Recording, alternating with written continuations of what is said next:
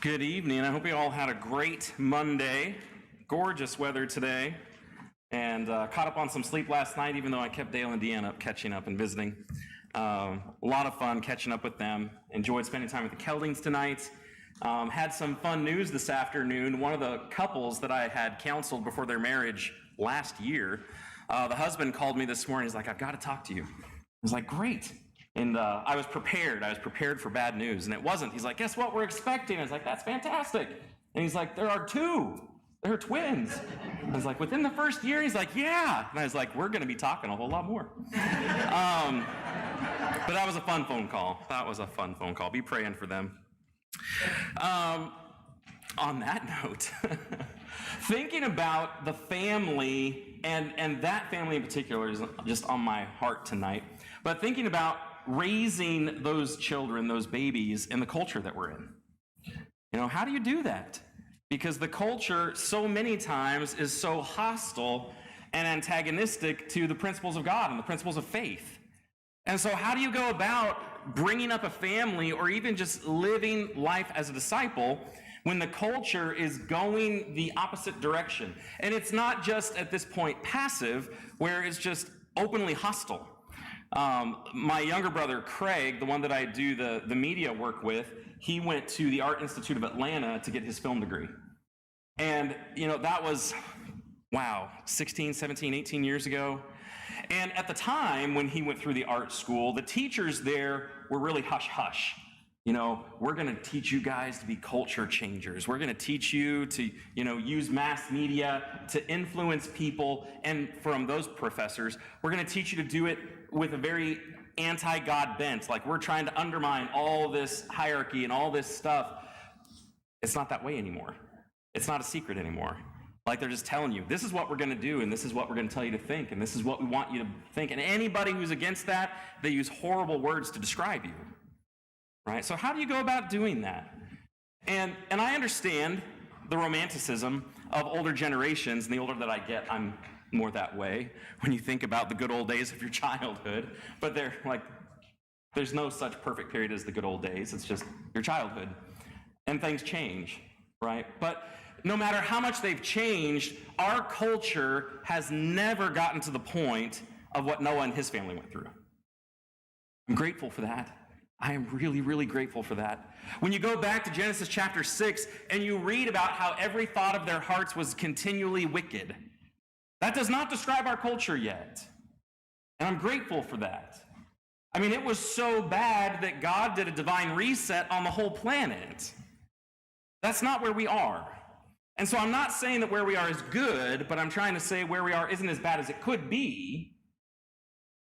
And we're here as salt and light to be a preserving influence as we try to point people toward God. So how do we go about doing that? How did Noah do that?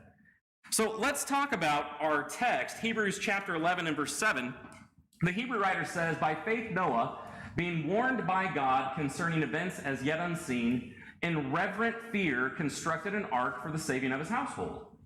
By this he condemned the world and became an heir of the righteousness that comes by faith." And we're going to take our whole sermon from that one verse. It's possible. We're going to do it all week long this way, where we look at a half dozen points from one verse and see what the Hebrew writer is saying about these people. And so looking at that verse, what's the first thing that he says? What can we take from it? And I think the first thing is what we've already talked about yesterday. We need to believe God when he speaks. The verse says, "By faith Noah, being warned by God." God spoke. God gave him a warning. He said, something is coming. And we'll make this point repeatedly throughout the week. We're familiar with the story of Noah. Like, every culture has a flood story. And our kids grow up with these fluffy stuffed arks with really cutesy animals, with pears that we put on. Like, we grow up and we're familiar with the story, but for Noah, it was news. You hadn't seen a flood? What's a flood? What is that going to be like? You know, when you go back through Genesis, what Genesis does, one of the things that it does, is it helps us understand the world in which we currently live. Because when you start, everything's good. Where I live, not everything's good. There's no death, disease, and sickness, but there is now. Originally everyone spoke the same language, but then there was the Tower of Babel. I'm on the other side of it. There's some language, like, I struggle with one language, okay? But there was a time when everyone spoke the same language. And we're on the other side of the flood. The earth looked different prior to the flood. And so as you go through Genesis, part of what that's doing is explaining how things look the way they look right now, right? How we got here. And so for him, the world hadn't had floods like that, certainly not a global flood. He hadn't seen anything like that. He hadn't seen the cute little arcs. I remember growing up, and I'm not endorsing everything that everyone ever says or does in their life, but I remember Bill Cosby and his sketch where he's pretending to be Noah when God gives him the instruction to build the ark. And he gets the microphone really close to his mouth, and he gets his voice really deep, and God's like, "Noah!" And Bill Cosby goes, "What?" He's like, "This is God." "Yeah, what?" "I want you to build an ark." "What's an ark?" "It's a big boat." "Why?" "A flood is coming." "What's a flood?" Like, he just does this whole thing. And that's funny because it's familiar to us, but it wasn't to him. And that's part of what Bill Cosby was trying to point out. Like, what God was calling him to do was unprecedented. And what the text says is that by faith, that's what Noah did. And can you imagine how foolish that must have sounded to him? And he was building that thing and building that thing and building that thing. Like, I have a love-hate relationship with HOAs. I currently do not live in one, and it's fantastic. I understand having them to try to help keep up the property values, but boy, do I not like the Karens that measure my grass. Right? Just not a huge fan of that. I got those letters, "Hey, your grass is half an inch too tall." How do you know? Like, I did not take a picture of you out there with a ruler in my yard. Can you imagine Noah's HOA? "Buddy, that boat in your front yard is way out of line with our HOA." And I was like, "I've got to build it." "Why?" "Because God spoke to me." Said, "What?" And they're going to kick him out of the HOA. Like, he's doing something that no one had seen or done. And he would have looked like a fool doing it. But he made a choice. He made a choice to respond to the God who spoke. Right? So the first thing that we're going to notice tonight is we need to believe God when he speaks, even when it's unprecedented. And that leads us into the second point, because the other thing that it says is that being warned by God concerning events as yet unseen, no one had seen it before, in reverent fear constructed an ark. He obeyed. He obeyed. And it says it kind of clunky, but I think it's important the way that he says it. In reverent fear. In reverent fear, he obeyed. He had so much respect and awe for God that he had to do what God said. And there are so many other places in the Bible that drive this point home, and I'm going to rattle a couple off. One we're going to slow down and read. But in Psalm chapter 2 and verse 11, the psalmist says, "Serve the Lord with fear. Serve the Lord with fear and rejoice with trembling." And I get it. When I was younger and we talked about reverence, we're just talking about, we're in awe of God. And we would talk about the fear of the Lord. And really quick, everyone that I knew would say, "No, we're not talking about being terrified of God. We're talking about awe." But Psalm 2:11 says, "Serve the Lord with fear and rejoice with trembling." Guess what? You cannot have proper reverence without a little bit of terror being in there. It's there, right? I mean, think about every single person that interacted with God where there's a theophany. God shows up, manifests his presence in some way, and how did they all respond? They drop to their faces. There's dust, there's dirt. You think about Ezekiel, you think about all these prophets. Isaiah's like, "I can't even talk to you because I'm a man of unclean lips. I can't even have a conversation with you." Or Peter, when he's interacting with Jesus, and he's like, "I'm a sinful man. I'm standing next to somebody who is pure and sinless, and being next to you reminds me how sinful I am." And there's fear there. right? So reverence includes the idea of a little bit of terror. For those who had an appropriate reverence for their dad, there's some terror there. There's a little bit of terror there. I mean, my dad's 6'2", which is quite a bit taller than me, and he was always bigger. And that, wait till your father gets home. Like, that didn't give you the warm and fuzzies. But the older you got, the terror lessened and the respect kicked in a little bit more, but a little bit of terror was always there. Right? So, when I understand who is speaking, it drives reverent fear. It drives obedience. There's so many places that talk about that. Turn over to 1 Peter 3. Turn over to 1 Peter 3, and let's look at this a little bit more in the life of a Christian.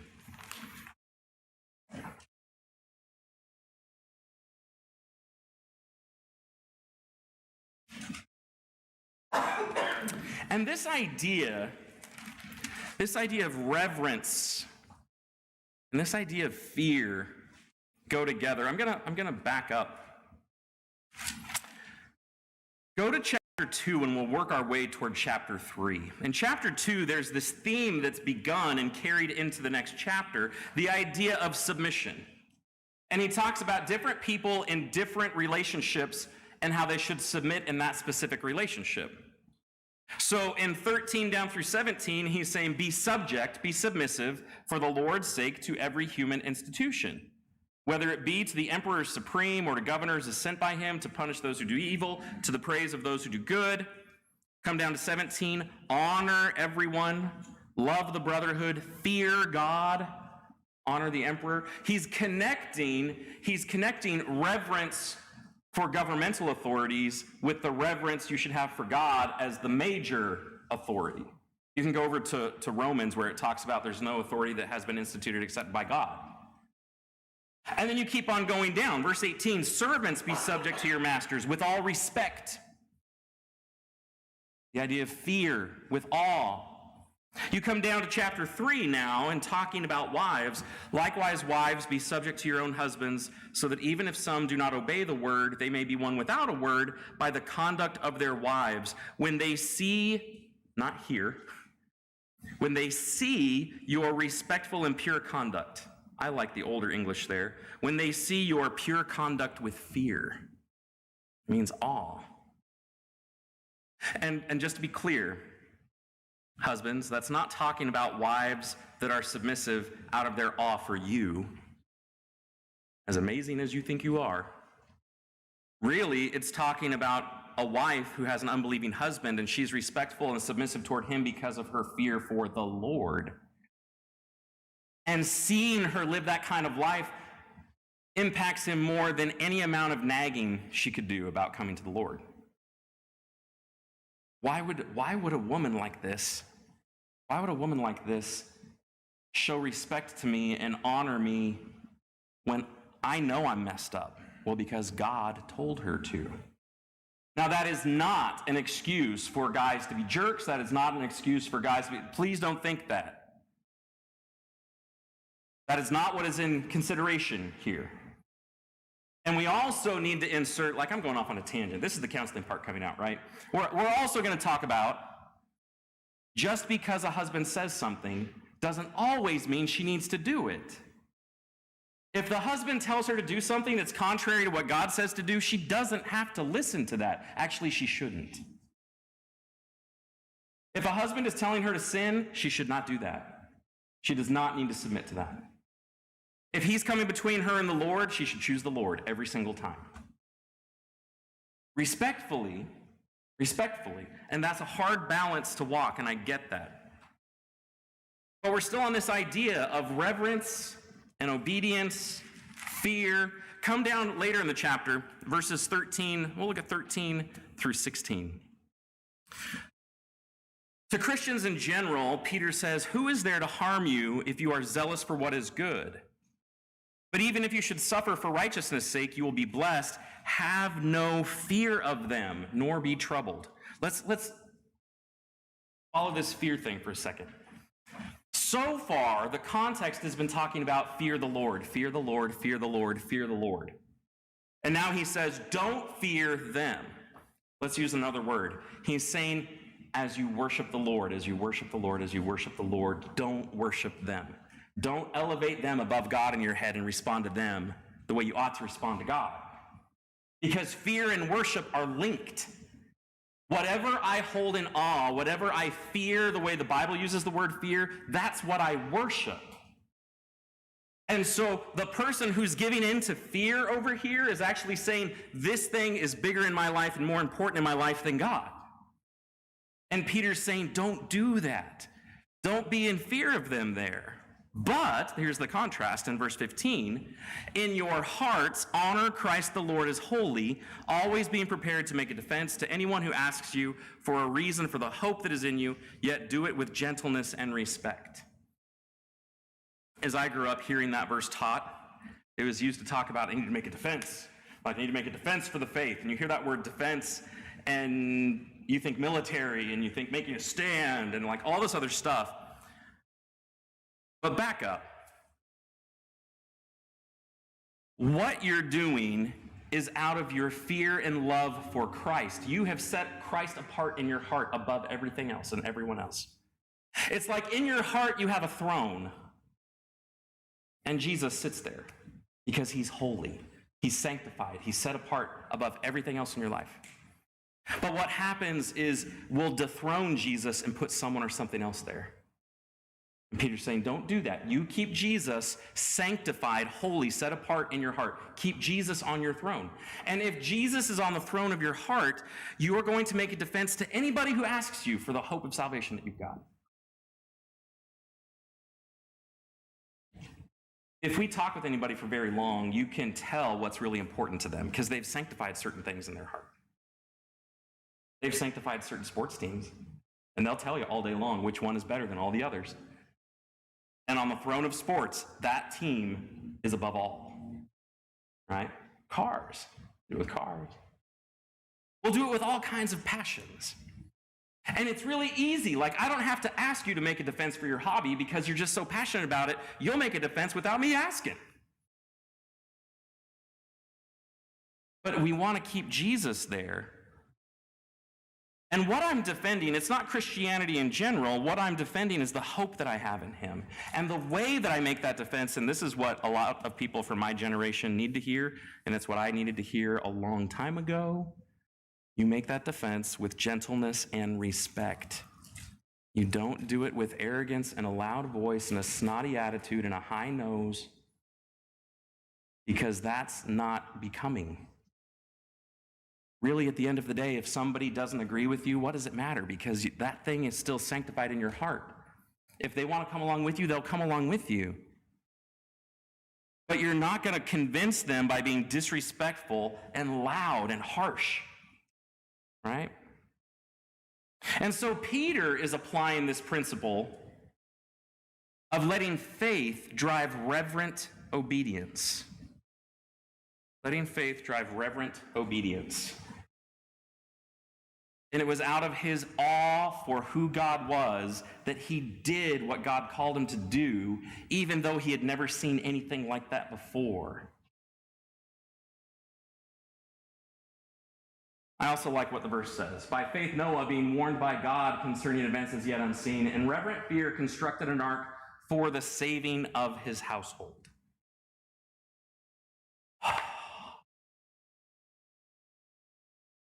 I had an older preacher say this to me one time, and he was absolutely right. And every evangelist needs to hear this. Every elder needs to hear this.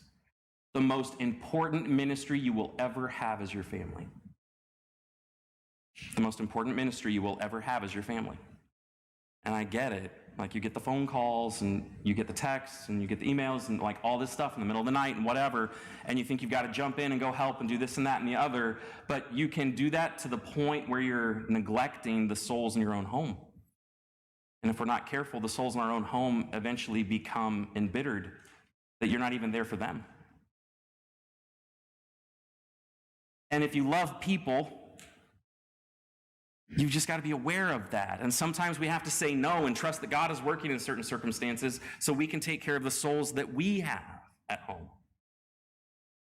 Or our spouses. Making sure that we're meeting the spiritual needs of our spouses. The most important ministry that you have is the one under your roof. And don't be so focused on that you don't do, like, again, it's a balancing thing that you're going to be doing until Jesus comes back. You're going to be having that conversation all the time. I don't know how we make this point. Without talking about Joshua and Joshua 24. As for me and my house, like, this is what my house is going to do. Okay, and if you want to come along. But this is what my house, my family, this is what we're committing to. And if you're talking to people in the world, one of the most common objections that you'll hear about the decisions you make for God is they'll talk about the potential effects on your family. Like, why are you doing that? Why are you moving there? Don't you know it's going to be harder? They're going to be isolated. They're going to be all these things. Why would you do that? And can you hear Noah's neighbors? Your kids are going to get made so much fun of. You're going to be the ark guy. They're going to be the ark kids. Could you imagine his kids, his boys going to school? Dude, what is up with your dad? I don't know. As you hang up your coat and all this sawdust is shaking out. Right? We need to be prepared for that. People will say there are going to be obstacles and you're hurting your family. But when you look at what God says to do, you do it and trust that it's best for your family. He saved those souls. And even though he didn't save anybody else, those souls were there. Right? And he preached for a long time. And God didn't measure his success as a preacher by the number of people on the boat. That doesn't mean that you don't try, but his success wasn't measured that way. There was a young man when I was in high school. His name was Jeff. And Jeff converted to Christ probably his senior year. And he lived about a mile and a half away from the church building. And his family, his parents were not Christians, and they did not get it. They did not get it. And I don't know all the details. I was a year younger than Jeff, and we were part of the group that converted him. And his parents were so hostile to Christianity. And they thought it was going to distract him, that it was going to distract him from his senior year, it was going to distract him from his grades and all this stuff, and they told him he couldn't go to worship. Jeff would sneak out of the house to come to church and walk because he wanted to come to church. And he knew when he got back home, if they caught him that he had been out, he was going to get grounded. But he was making a decision for the Lord because he wanted to worship. And he tried to be respectful, but his parents just didn't get it. And so there was this tension, like it was hard. He was trying to walk that line of being respectful to his parents, but his parents weren't letting him do what he thought was right. And so living a life of faith came at a steep relational cost. But it was what was right. And so he was trying to establish for his own life, and as he became, like, he moved out as quickly as he could, so he didn't have to keep breaking the rules at home. And like it forced him to move out at 18. As he was establishing his own household, and basically he was pulling a Joshua. Like, as for me and my household of one, we're going to serve the Lord, even though mom and dad don't get it. Right? You have to decide if faith in God is best for your family. Trust that it is. Trust that it is. The next thing that the text says, by this he condemned the world. That is so hard. Man, that's so hard.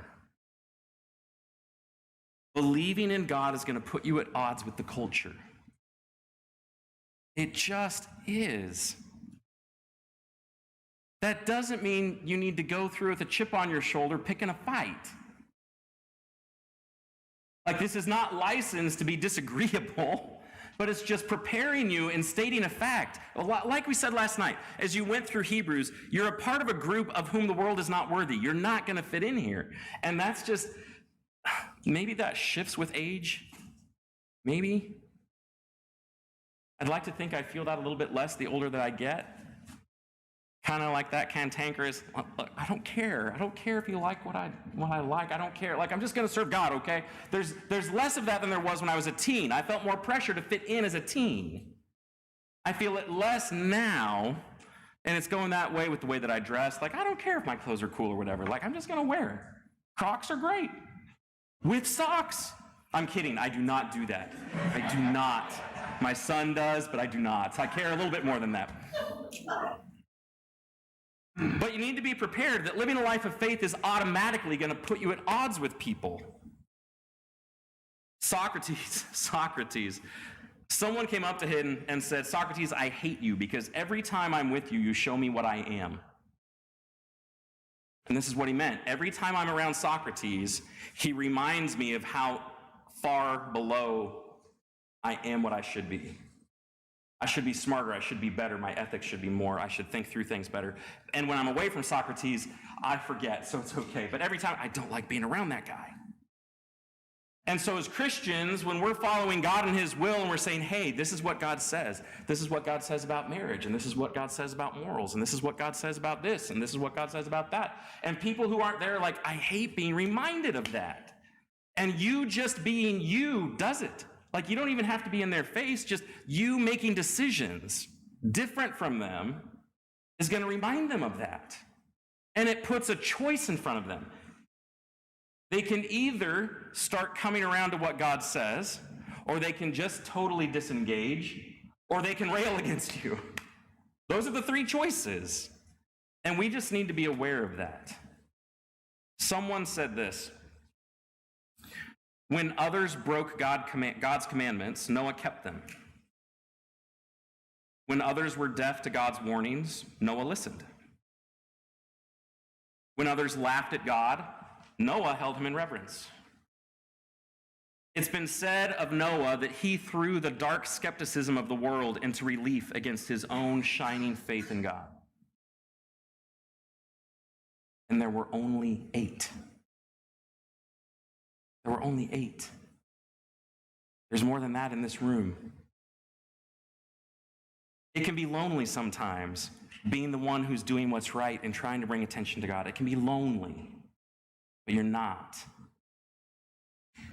Even when you're in a room by yourself trying to do what's right, you're not alone. There are other people all over the place trying to do it too. And God's with you as you do it, just like he was with Noah as he did it. Believing in God puts you at odds with the culture. It's going to condemn them. Here's an interesting point someone made, and it's fairly obvious. Faith requires endurance, as you look at the life of Noah. Like, he was hundreds of years old. He was hundreds of years old when he got started. So when you go back and you look at the different verses, you have to put this together by looking at Genesis 6, 5, 10, 11, 7, like, it's all over the place. If you want the notes, I'll give them to you. But this is the way it breaks down. There's a countdown in Genesis chapter 6 when it talks about the days of man shall be 120 years. And there are a couple of different ways to understand that, and I'm not going to come down hard on it. I'll share the two and then tell you the one I prefer. One is that God is reducing the average life expectancy of man because it had been centuries and centuries long. But after the flood, it shrinks considerably. I'm totally okay with that understanding. That's personally not where I am right now. I probably was when I was younger. But that's one idea. The other idea is when you look at the chronology, God is starting an egg timer 120 years long. That when it gets to 120 years, there's a lot of water coming. Because Noah is about 480 years when that verse is spoken. And then about 120 years later, there's a flood. So God is starting this egg timer toward the judgment. Noah has his first son. About 20 years after that warning, Noah has his first son. A couple years later, he has his second son. The third one is just the way it is with third kids. They don't get the baby books. They don't get all the other stuff. We don't know when he was born. Just not fair, is it, Wes? Just not fair. But if we assume correctly, maybe 2 years later is when the third son was born. And then about 120 years later, you have the flood. So let's throw some general numbers up there. Around 600 years old, when the flood begins, the countdown begins at 480. Noah starts having kids 20 years later. The point is, faith requires endurance. Noah lived a life of faith counter to his culture for centuries, watching it circle the drain and get worse and worse and worse. He watched the neighborhood go down. He watched his town go down. And then God gives the warning, and then he starts having kids, and while he's trying to raise his kids and build a boat that no one gets, it keeps getting worse. It's interesting, no matter where I go in the country, no matter where I hold a gospel meeting, the topic always comes up, man, the last 18 months. What happened over here in the last 18 months? I'm being facetious. Like, everyone knows what happened in the last 18 months. Folks, it was 18 months. It was not 120 years. And I get that it was hard. It was hard where we were. But can you imagine doing that for 120 years? And trying to live a life of faith and serve God and keep your family faithful. It takes endurance. It takes endurance, a stick-to-itiveness. And we need more of it, where we're going to hang in there and hang in there together the best that we can, because we're not alone, and faithfully serve God, even when other people are like, I don't get it, and that's wrong, and I just don't. We're just going to faithfully serve God, okay? Faith requires endurance. And I'm so glad that the verse doesn't end with hard things. It ends with hopeful things. Because it talks about endurance. Let's get the verse back up there. By this he condemned the world and became an heir of the righteousness that comes by faith. You're going to get a little miniature sermon here with this phrase. Okay? The righteousness that comes by faith. What is righteousness? The correct answer is that depends. It depends on the context, because the word righteousness is used several different ways. But there are two primary ways that I want to suggest to you tonight, and think through which one it is. Normally, when we talk about righteousness, when we're looking at Proverbs, talk about the righteous man who does righteous things. We're talking about right deeds. They're the deeds that God says are right. They're the deeds that God would do. It's what makes them right.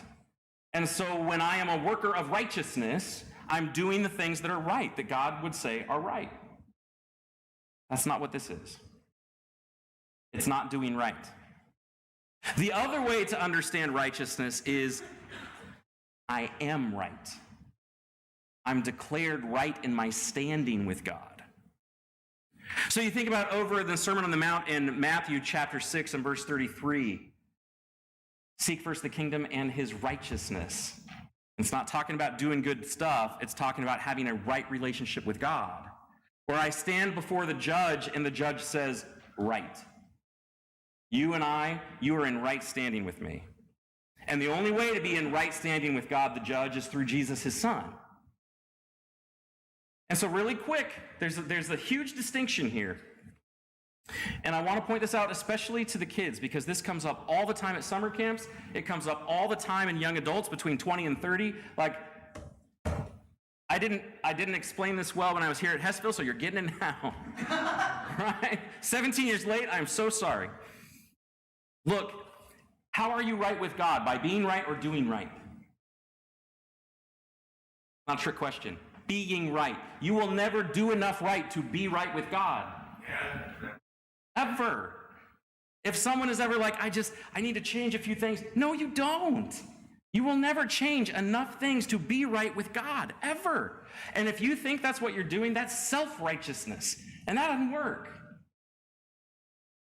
But you come to Jesus as you are, and you will be declared right by God because you are in Christ. And then what Paul says in Ephesians chapter 2 and verse 10 is that you become his workmanship in order to do good works.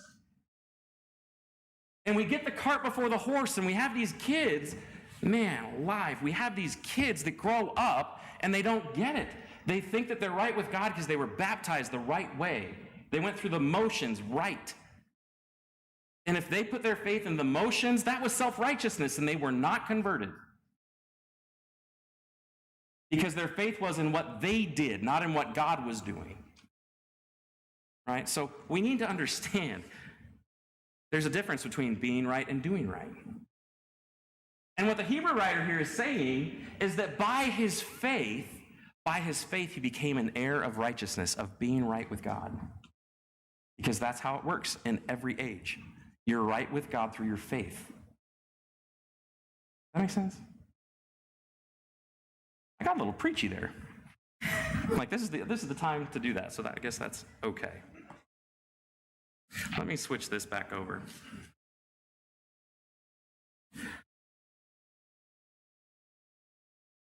Let's come back to what we said about the culture. I am so grateful. I'm so grateful that our culture is not to the degree that Noah's was. But it's still hard. I think that our culture is more antagonistic toward Christianity now than it was 20 years ago. And I think it's more antagonistic toward Christianity than it was when my parents were growing up. And I think there are other countries around the world that are more antagonistic toward Christianity than they used to be. And that's just a part of the cycle that I think that we're in. I don't know how long that trend is going to continue. But we need to acknowledge that's where it is and look to the example of people like Noah. And how did he do it? He did it by listening to the God who spoke. He had reverent fear that drove obedience. He trusted that faith in God was what was best for his family. And he knew that believing in God would put him at odds with the culture, and he was okay with that. And his faith required endurance more than we're used to seeing. We're not, most of us, going to live that 120, and that's just a fraction of his life. We're not going to see 120 years. And that's okay. However long your life is, it's going to take endurance. And it's through faith that you are going to be an heir of God. Now, Noah's faith required something different of him. Our faith requires faith in Christ. Our faith requires submission to Jesus. It requires acknowledging him as the Son of God, the one who sacrificed himself for us. It requires us in reverent fear to be baptized into him. But if we're like Noah, we'll do that. And if we do that, then we're going to make an impact on the culture and the people around us. If you've been discouraged as you think about the culture and you need encouragement, we'd like to pray for you. If you've not yet become a Christian, you can do that tonight.